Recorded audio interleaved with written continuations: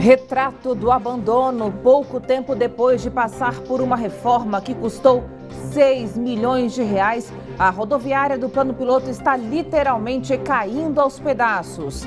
CAD volta a investigar suposto cartel de postos de combustíveis no DF. Justiça não aceita a ação da OAB e cobrança adicional de IPTU para quem ampliou imóvel começa em setembro. Notícias da terça-feira no DF e em torno, agora no Band Cidade, segunda edição.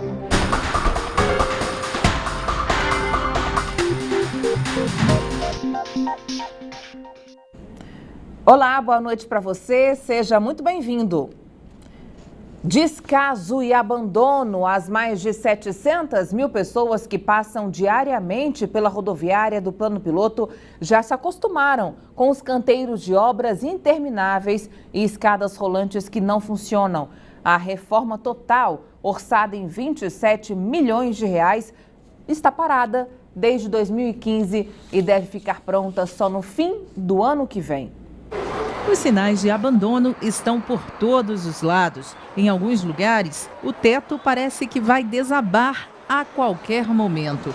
Um risco para as mais de 700 mil pessoas que passam pelo local diariamente. A falta de acessibilidade é outro problema. As escadas rolantes raramente funcionam. 2 delas estão interditadas. Veja a dificuldade deste senhor de 87 anos para descer os degraus. Dificilmente funciona todas. Sempre falta uma ou duas. Tem uma funcionando, a outra não. Uma funcionando, a outra não. Subida e descida, para mim, no meu caso, fica difícil. Acho que o governador tem que tomar providência disso, né? Porque está acabando com os pobres. Talvez você não saiba, mas a rodoviária do Plano Piloto passou sim por uma reforma recentemente. Entre as melhorias, teto novo e até piso tátil. O problema é que essa reforma foi apenas na metade da plataforma E. O restante da rodoviária ficou do mesmo jeito. E sabe quanto custou essa mini reforma? O presidente da Nova Cap diz que o investimento girou em torno dos 6 milhões de reais. A reforma total, nas 6 etapas, vai custar 27 milhões de reais. Ele explica que o governo do Distrito Federal rescindiu o contrato com a empresa responsável pelas obras em junho do ano passado. A empresa passou por alguma dificuldade, não pôde então cumprir o cronograma.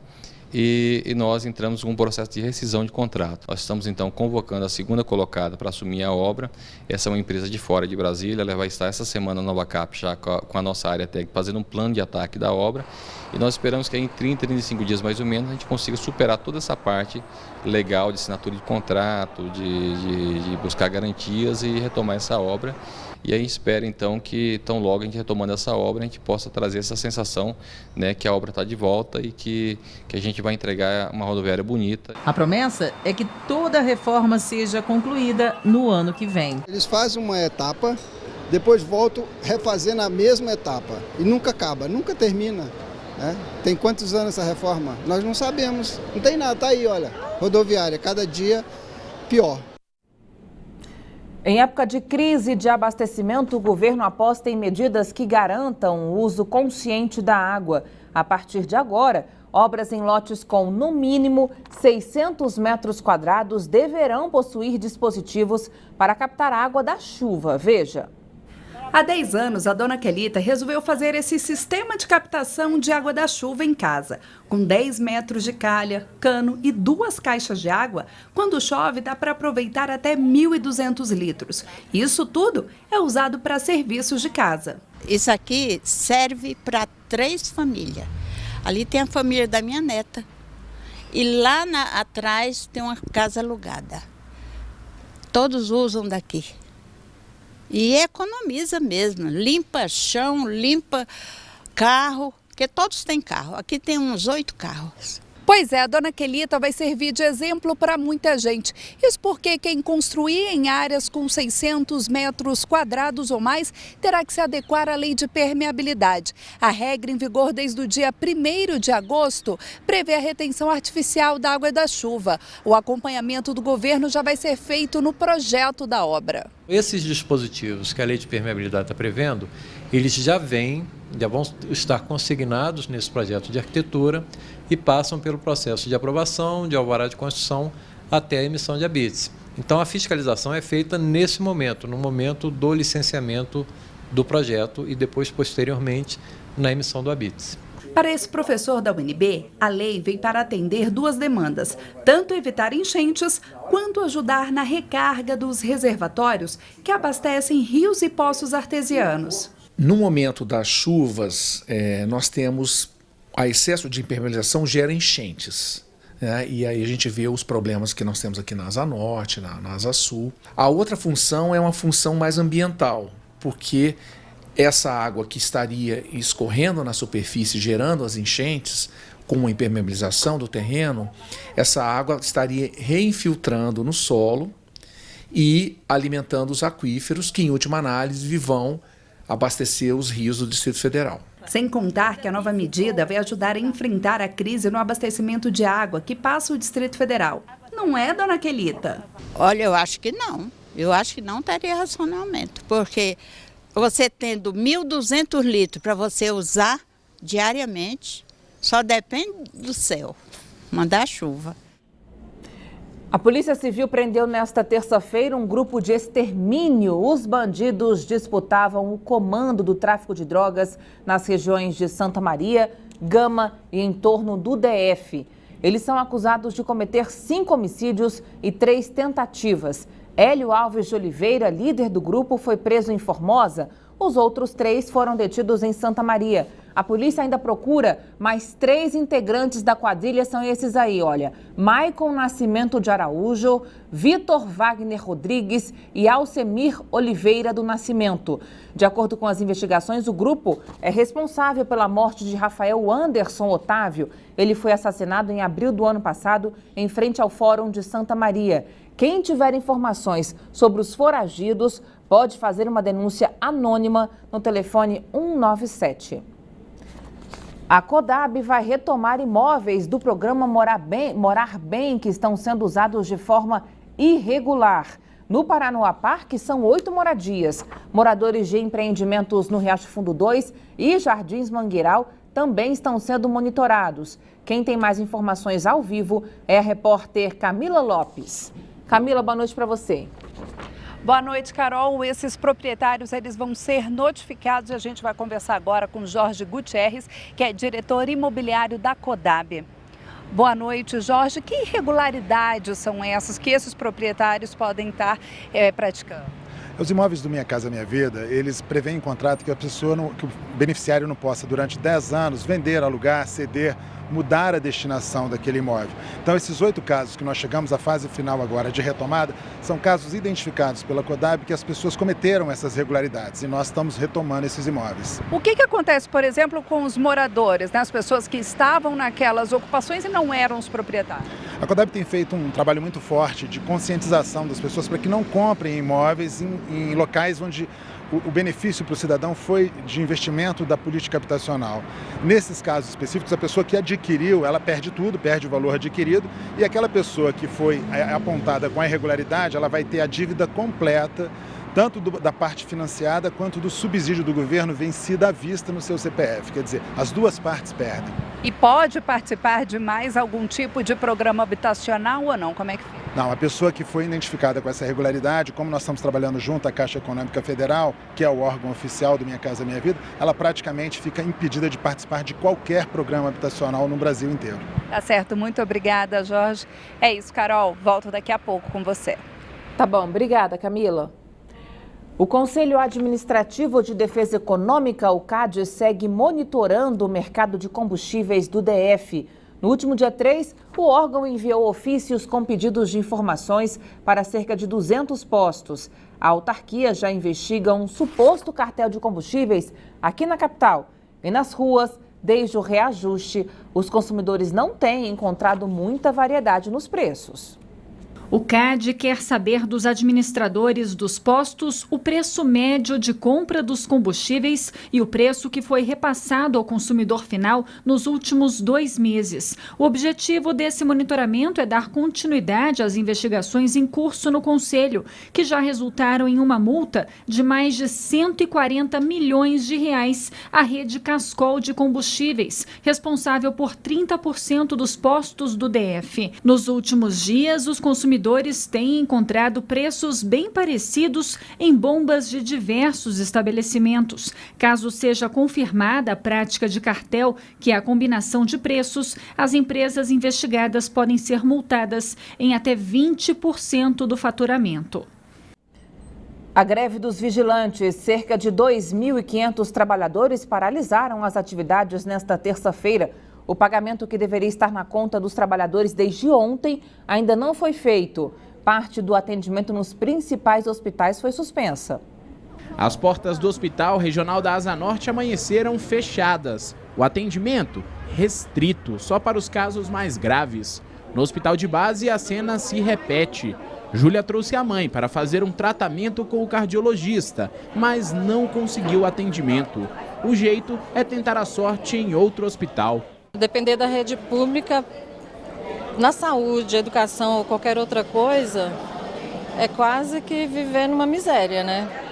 Porque a gente não tem tanto atendimento como tratamento, tem nada. Os vigilantes entraram em greve nesta terça-feira por tempo indeterminado. O motivo é que eles ainda não receberam o salário deste mês. Mais de ano, os trabalhadores vêm recebendo o salário em atraso.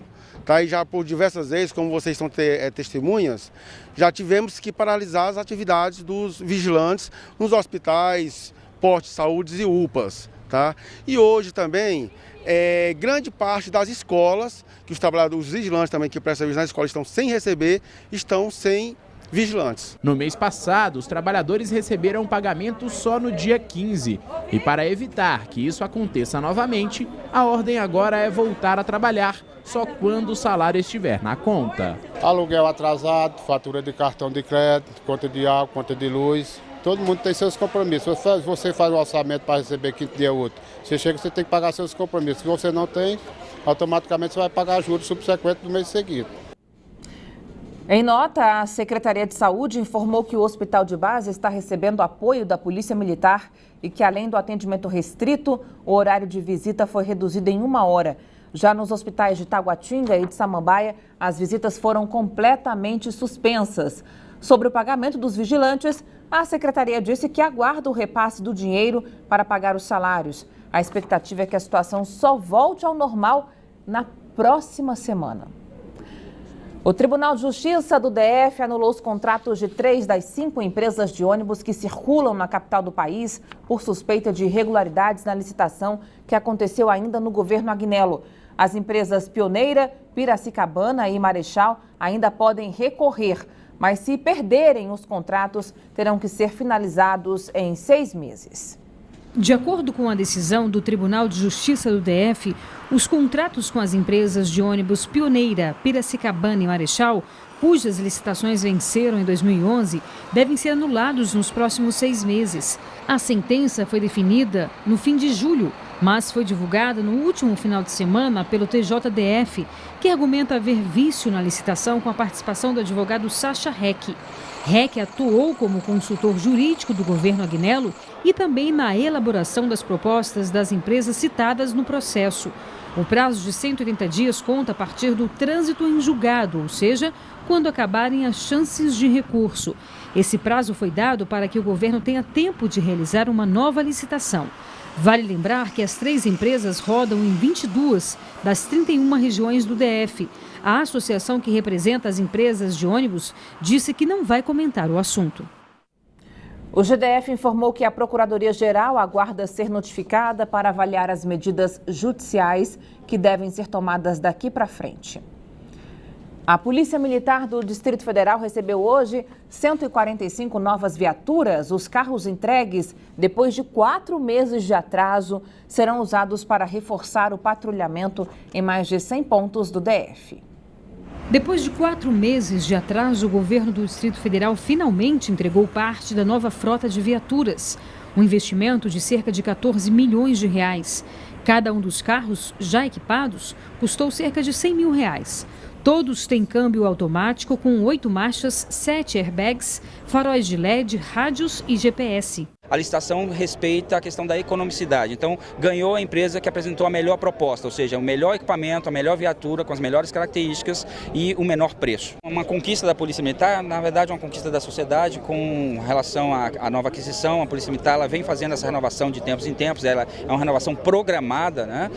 Mas de fato a quantidade de viaturas, né, são 145 nesse primeiro momento, estamos ainda no processo de licitação para a aquisição de mais 400 viaturas ainda no segundo semestre deste ano, e de fato isso representa um grande ganho, né, no que diz respeito ao patrulhamento, ao policiamento preventivo e ostensivo na cidade. Durante a cerimônia, a polícia lançou a Operação Brasília, que promete reforçar o patrulhamento ostensivo em 135 pontos do Distrito Federal. Consiste na distribuição dessas viaturas em todas as regiões administrativas do DF, com o objetivo de alcançar, né, toda a população do DF com o policiamento preventivo e ostensivo.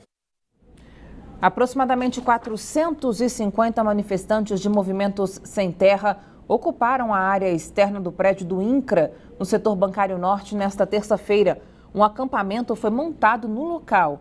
Os manifestantes que fazem parte da chamada Frente Nacional de Luta chegaram ao prédio logo cedo e reivindicavam reforma agrária, além de crédito para financiar moradia para pessoas de baixa renda. Barracas e até uma cozinha comunitária foram montadas no estacionamento. O INCRA informou que o atendimento ao público segue normal e que os manifestantes não apresentaram uma pauta de reivindicações à direção do Instituto. De acordo com a Polícia Militar, o movimento é pacífico, mas os organizadores não deram uma previsão de quando o acampamento será desmontado. A Justiça negou o pedido da OAB para barrar o aumento do IPTU. A cobrança adicional para quem aumentou a área construída já começa a ser feita em setembro. Sobre esse assunto, a gente volta a falar ao vivo com a repórter Camila Lopes. Camila. Carol, essa cobrança vai ser feita no dia 29 de setembro. E aí foi feito um mapeamento para ver a alteração dessas áreas. São mais de 10 mil áreas alteradas em todo o Distrito Federal e que não foram informadas ao governo. E aí também tem o caso das áreas, são 384 áreas em que foi visto também que o terreno era menor, que o IPTU era maior do que era previsto. Nesse caso também vai ter revisão, aí nesse caso para baixo, né, Carol? O boleto ele vai ser separado, tem o boleto do IPTU e o boleto dessa taxa extra vai vir separado. Então todo mundo tem que ficar de olho já no dia 29 de setembro, quando vai ter essa revisão do IPTU. Carol. Tá bom, Camila, obrigada, boa noite. Veja a seguir, mais de 100 mil animais são atropelados por ano nas rodovias do DF. Os detalhes logo depois do intervalo. Até já.